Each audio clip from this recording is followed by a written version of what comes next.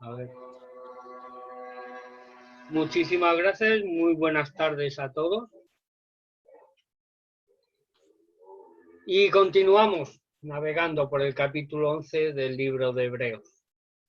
Y acabamos el último miércoles hablando de Israel, ese hombre reformado y quebrantado a Dios, pues sigue sin replicar las órdenes que recibe de éste, pero que reivindica a filo de espada, y es un decir, puesto que la Escritura no nos revela cómo fue la lucha en Peniel, pero que reivindica, como decía, las bendiciones y promesas divinas que por nacimiento correspondían a su hermano. Dijimos que fue por amor a Raquel que Israel sirvió a su tío Labán 14 años, y también vimos que después de tener que casarse con la hermana mayor de esta, y siguiendo las premisas del Señor, Jacob vuelve a Canaán, donde ya anciano le es concedido que su amada esposa Raquel conciba un hijo. Llama la atención que en el seno del pueblo de Israel se creyera que las mujeres sin hijos eran poco más que un estorbo, teniendo en cuenta que las esposas de los 3 primeros patriarcas fueron estériles y concibieron gracias a la intervención divina y a una edad avanzada. Pasamos a presentar a nuestro héroe de hoy, que es conocido como el soñador, aunque personalmente creo que estaría mejor denominarlo como el intérprete de sueños. Esta faceta le acerca bastante a Daniel, que siglos más tarde acertaría a través de la revelación divina a recordar y descifrar el sueño de Nabucodonosor. Aunque seguramente todos conocemos mejor los paralelos de su vida con la de nuestro Señor Jesucristo. Vamos a leer qué nos dice la escritura de este soñador, y lo hacemos, como hemos dicho, acercándonos al capítulo 11 del libro de Hebreos.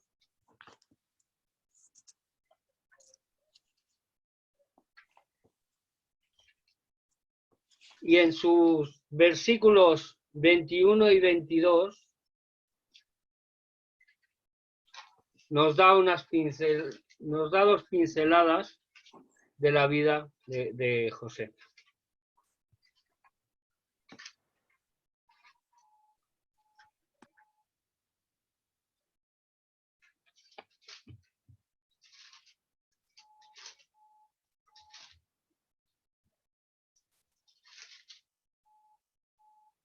Dice así: por la fe Jacob, al morir, bendijo a cada uno de los hijos de José y adoró apoyando sobre el extremo de su bordón.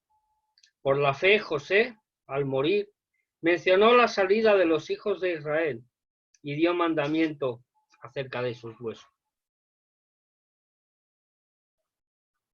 José significa añadir, aumentar o repetir, y esta fue la oración de Raquel cuando Dios le concedió su primer hijo. Años más tarde el Señor le concedería este deseo, pero debido seguramente a su edad avanzada y la falta de conocimiento instrumental, Raquel murió en el parto de Benjamín. Vamos a empezar el relato desde el capítulo 37 del libro de Génesis. Y quisiera pedir, por favor, María Jesús, si puedes leer del 1 al 11.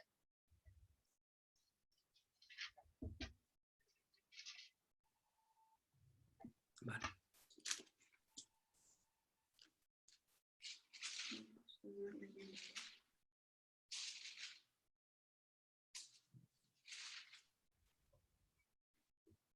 ¿Del 1 al 11? Sí. Del 1 al 11, por favor. Habitó Jacob en la tierra donde había morado su padre, en la tierra de Canaán. Esta es la historia de la familia de Jacob. José, siendo de edad de 17 años, apacentaba las ovejas con sus hermanos, y el joven estaba con los hijos de Bilha y con los hijos de Zilpa, mujeres de su padre. E informaba José a su padre la mala fama de ellos. Llamaba Israel a José más que a todos sus hijos, porque lo había tenido en su vejez, y le hizo una túnica de diversos colores. Y viendo sus hermanos que su padre lo amaba más que a todos sus hermanos, le aborrecían y no podían hablarle pacíficamente. Y soñó José un sueño y lo contó a sus hermanos, y ellos llegaron a aborrecerle más todavía. Y él les dijo: oíd ahora este sueño que he soñado. He aquí que atábamos manojos en medio del campo, y he aquí que mi manojo se levantaba y estaba derecho, y que vuestros manojos estaban alrededor y se inclinaban al mío. Le respondieron sus hermanos: ¿reinarás tú sobre nosotros? ¿O señorearás sobre nosotros? Y le aborrecieron aún más a causa de sus sueños y sus palabras. Soñó otro sueño y lo contó a sus hermanos diciendo: he aquí que he soñado otro sueño, y he aquí que el sol y la luna y 11 estrellas se inclinaban a mí. Y lo contó a su padre y a sus hermanos, y su padre le reprendió y le dijo: ¿qué sueño es este que soñaste? ¿Acaso vendremos yo y tu madre y tus hermanos a postrarnos en tierra ante ti? Y sus hermanos le tenían envidia, mas su padre meditaba en esto. Muchas gracias. José nació, como hemos dicho, en la vejez de Israel. Es por ello y que fue el primer hijo que le dio su amada Raquel, que José se convirtió en favorito de Jacob. Lejos de revertir el error de sus padres, Israel fomentó el agravio entre hermanos, que más tarde se convertiría en odio. José amaba a sus padres y recibió con alegría las enseñanzas que su progenitor le dio sobre el temor de Dios. Este se puede decir que es el primer paralelismo que podemos encontrar en su vida con la de Jesucristo. José, al igual que nuestro Señor, siempre quiso hacer la voluntad de su Padre. Nos dejó dicho el Señor en Juan, en el Evangelio de Juan 6:38, porque he descendido del cielo, no para hacer mi voluntad, sino la voluntad del que me envió. El resto del capítulo 37 nos cuenta cómo los hermanos de José conspiraban a escondidas por seguir el encargo de su padre para vigilar los movimientos de sus hermanos. Solo la intervención de Rubén y la mano del Señor libra a José de un intento de homicidio. Aquí podemos ver el segundo paralelo, ya que, como todos sabemos, también contra el Señor Jesús hubo una conspiración de asesinato, esta vez por parte de los fariseos. Podríamos usar aquí también la famosa frase de Pablo en Romanos 8:28. Sabemos que a los que aman a Dios, todas las cosas les ayudan a bien. Esto es, a los que conforme a su propósito son llamados. Al Señor Jesucristo le sirvió para cumplir el propósito del Padre de entregarse en la cruz. Para José era el principio, algunos dicen que de sus desgracias, pero nosotros sabemos que fue de su ministerio conforme a la voluntad de Dios. Tras la intervención de Rubén, José fue vendido y este es el tercer paralelo que encontramos. Al Señor Jesús le vendieron por 30 monedas de plata, a José por 20. A los esclavistas ismaelitas, descendientes de Ismael, tío de Jacob, su padre, que vivía en Madián. Y el capítulo acaba con lamentándose de la noticia de la desaparición de su preferido, tras un engaño de los hermanos de José. El capítulo 38 nos narra la historia de cómo Tamar, nuera de Judá, hermano de José, engaña a su suegro para tener descendencia de la familia de su esposo, muerto, pero al no ocuparnos este incidente lo aparcaremos para mejor ocasión. El capítulo 39 centra la última parte del mensaje de hoy. Llevado José a Egipto como esclavo, es puesto a la venta en un mercado de Gosén, que por aquellos días era la capital de Egipto. Por la providencia del Señor, José acaba en casa del capitán de la guardia de Faraón. Y este relato podemos leerlo en el capítulo 39, como hemos dicho, de Génesis, y versículos del 1 al 13. Y por favor, Casimiro, si puedes leer estos versículos.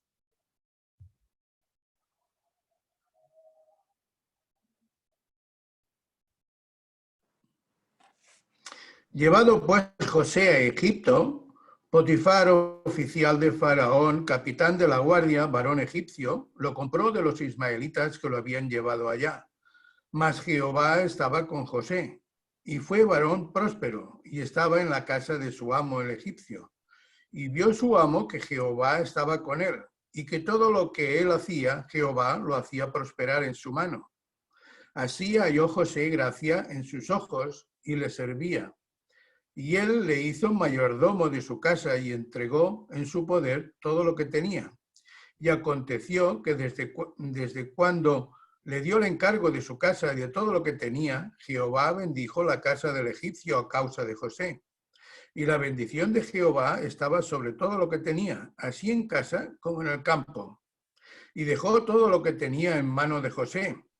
Y con él no se preocupaba de cosa alguna, sino del pan que comía, y era José de hermoso semblante y bella apariencia. Aconteció después de esto que la mujer de su amo puso sus ojos en José y dijo: duerme conmigo. Y él no quiso. Y dijo a la mujer de su amo: he aquí que mi señor no se preocupa conmigo de lo que hay en casa y ha puesto en mi mano todo lo que tiene. No hay otro mayor que yo en esta casa, y ninguna cosa me ha reservado sino a ti, por cuanto tú eres su mujer. ¿Cómo pues haría yo este gran mal y pecaría contra Dios?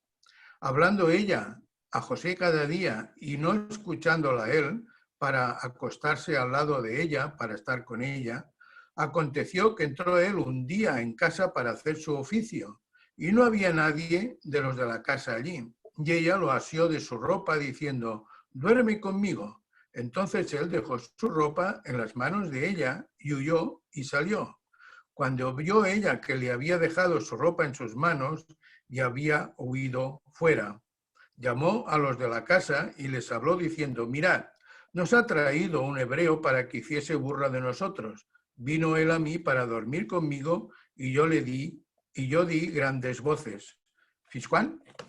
Al 13, es igual, ya está bien, gracias.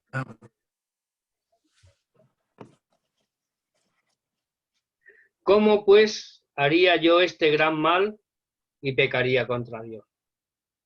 José, aún en la tesitura de verse como esclavo, pudo sentir en todo momento el amparo de Dios en su vida. Ciertos comentaristas, entre ellos el autor del libro de los nombres de los héroes de la fe, donde empezó esta serie de mensajes, dicen sobre José que éste se debió sentir desamparado y preguntándole a Dios por qué permitía eso en su vida. Sinceramente, hermanos, yo no creo que fuera así.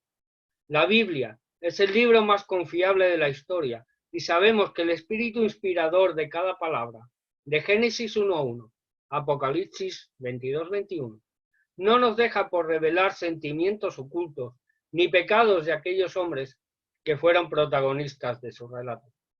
Conocemos el pecado de David, la depresión de Elías, el mal corazón de los reyes de ambos reinos, cuando éste se dividió.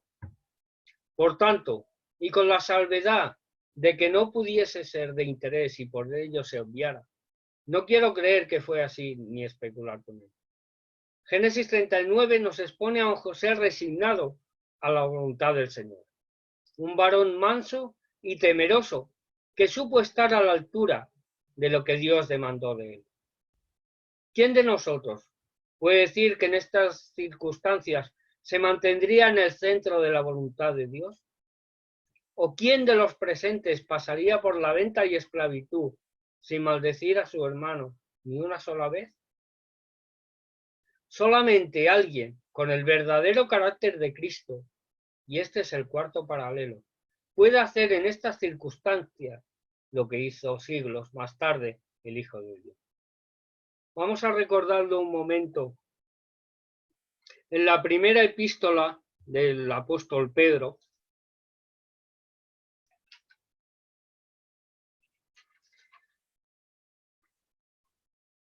en su capítulo 2 y versículos 18 al 23.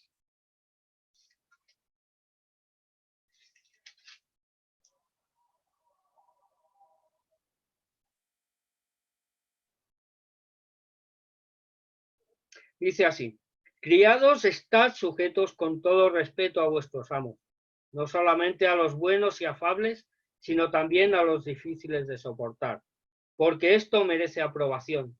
Si alguno, a causa de la conciencia delante de Dios, sufre molestias padeciendo injustamente, pues, ¿qué gloria es si pecando sois abofeteados y lo soportáis?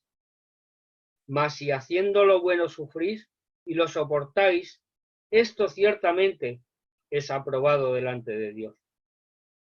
Pues para esto fuisteis llamados, porque también Cristo padeció por nosotros, dejándonos ejemplo, para que sigáis sus pisadas, el cual no hizo pecado ni se halló engaño en su boca, quien cuando le maldecían no respondía con maldición, cuando padecía no amenazaba, sino encomendaba la causa al que juzga justamente. El apóstol Pedro está explicando a los esclavos y siervos cómo deben de conducirse, y así también a nosotros. De este capítulo 39 también me gustaría destacar 4 de estos versículos.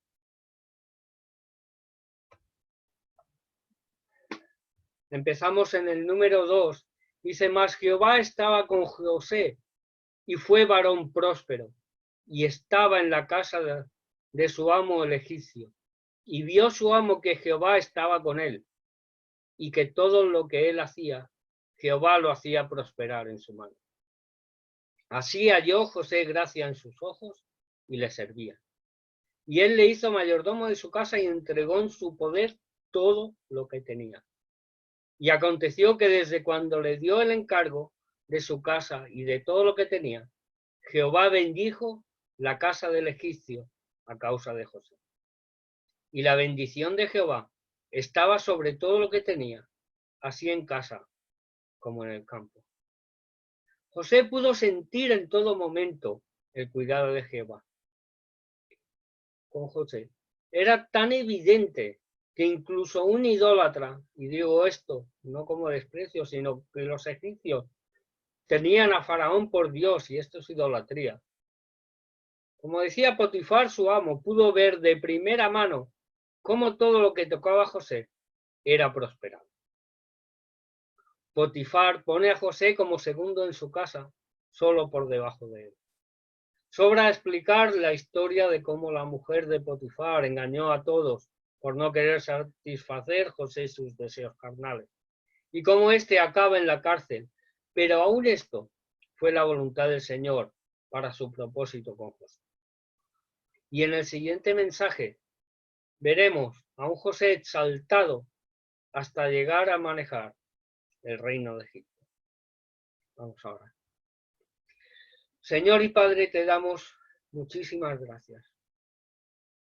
Muchísimas gracias, Señor, por toda tu palabra, por tu bendición, por tu cuidado, Señor, en todo momento, en toda circunstancia, sabiendo, Señor, que si nos mantenemos, Padre, en tu voluntad, a su tiempo, Señor, tú recompensas a cada uno. Y no solo en eso, Señor, sino que algún día, Padre, podremos verte cara a cara, podremos estar, Señor, alabándote en tu reino, y gracias a la obra del Señor Jesucristo podremos estar reinando con él. A ti sea toda la gloria y toda la honra, en el nombre santo de tu Hijo amado. Amén.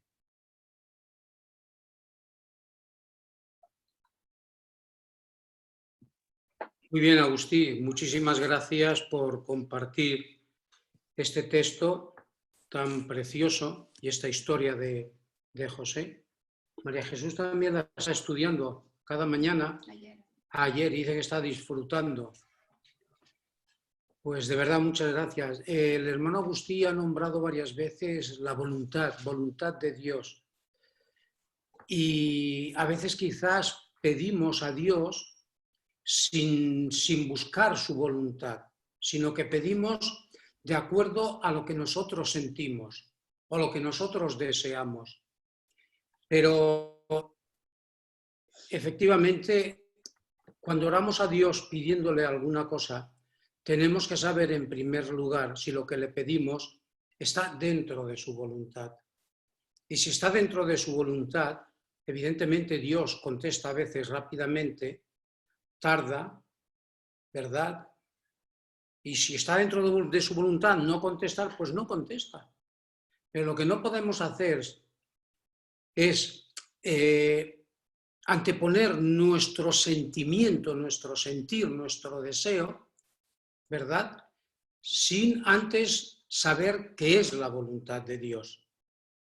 Santiago 4:3 dice, pedís y no recibís, porque pedís mal. Entonces, lo que tenemos que hacer es eso, hermanos. Pidamos a Dios, porque como muy bien él ha citado, dice, he descendido, cuando dijo el Señor Jesucristo, he descendido del cielo no para hacer mi voluntad, sino la voluntad de aquel que me envió. Cristo sabía cuál era la voluntad del Padre y llevó a cabo su voluntad hasta el final, hasta decir, consumado es. Punto. He cumplido. Ahora, nosotros cuando pedimos de acuerdo a la voluntad de Dios. Voluntad que es buena, agradable y perfecta. O Dios nos contesta a veces según su voluntad permisiva, es decir, insistes, muy bien, yo te voy a contestar. Ahora, allá consecuencias. Entonces tenemos que ser muy cuidadosos.